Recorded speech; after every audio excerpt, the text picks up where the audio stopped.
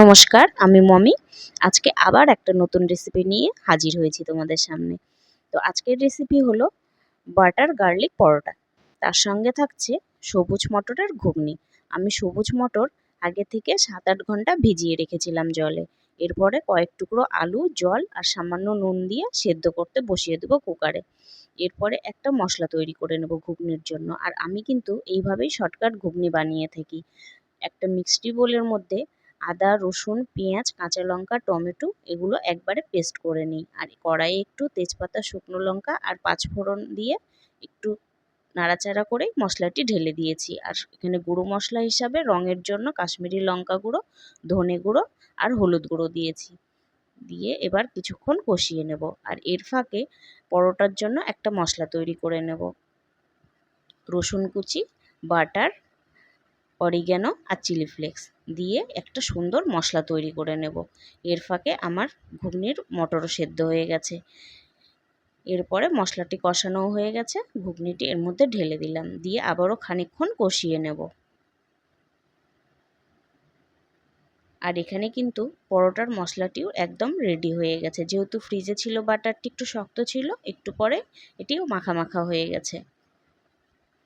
এরপরে আমার ঘুগনি কিন্তু মোটামুটি কষানো হয়ে এসেছে। এবার আমি একটু জল দিয়ে দেবো, হালকা গরম জল দিয়ে দেবো। আর এখানে একটু ঘুগনিটা কিন্তু একটু ঝোলঝোল করব, কারণ রুটি বা পরোটার সঙ্গে ঘুগনি কিন্তু একটু ঝোলঝোলি আমার পছন্দ। আর তোমরা কীরকম পছন্দ করো আমাকে অবশ্যই জানাবে। আর স্বাদ মতো নুন দিয়ে দিলাম। এবার খানিকক্ষণ ফুটিয়ে নামানোর আগে একটু গরম মশলার গুঁড়ো দিয়ে নামিয়ে নেব। এরপরে পরোটার জন্য আমি এর ফাঁকে আটা মেখে নিয়েছিলাম। এটি আটা বা ময়দা দুটো দিয়েই করা যায়। তো আমি এখানে হাফ আটা হাফ ময়দা দিয়ে করেছিলাম। আর এর মধ্যে দিয়েছিলাম স্বাদমতো নুন আর একটু জোয়ান। জোয়ান দিলে কিন্তু পরোটা খুব তাড়াতাড়ি হজম হয়ে যায়, যার জন্য আমি পরোটার মধ্যে সবসময় জোয়ান ব্যবহার করি। তোমরা চাইলে করতে পারো, অবশ্যই ভালো হবে। এরপরে আমি কিন্তু লেচি কেটে নিয়ে এইভাবে রুটির মতো করে একটু সামান্য ময়দা দিয়ে বেলে নেব। এরপরে যে মশলাটি তৈরি করে রেখেছিলাম এর উপরে ভালো করে মাখিয়ে দেবো। গোটা রুটিটার উপরে এইভাবে কিন্তু মাখিয়ে দিতে হবে। এরপরে যখন মাখানো হয়ে যাবে তখন লাচ্ছা পরোটা যেভাবে মোড়োয় ওইভাবে কিন্তু আমি এখানে মুড়িয়েছিলাম। তো আমার কিন্তু এখানে মোটামুটি এইভাবে পরোটাটা রেডি করা হয়ে গেছে।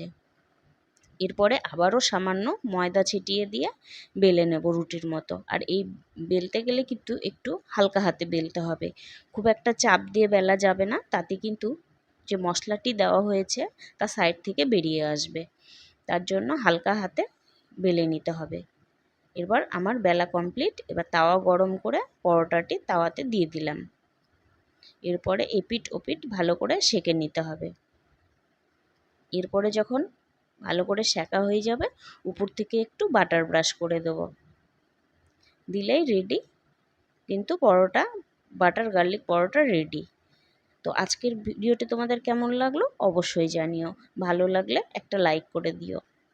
ভালো থেকো, সুস্থ থেকো। আবার দেখা হচ্ছে অন্য কোনো ভিডিওতে।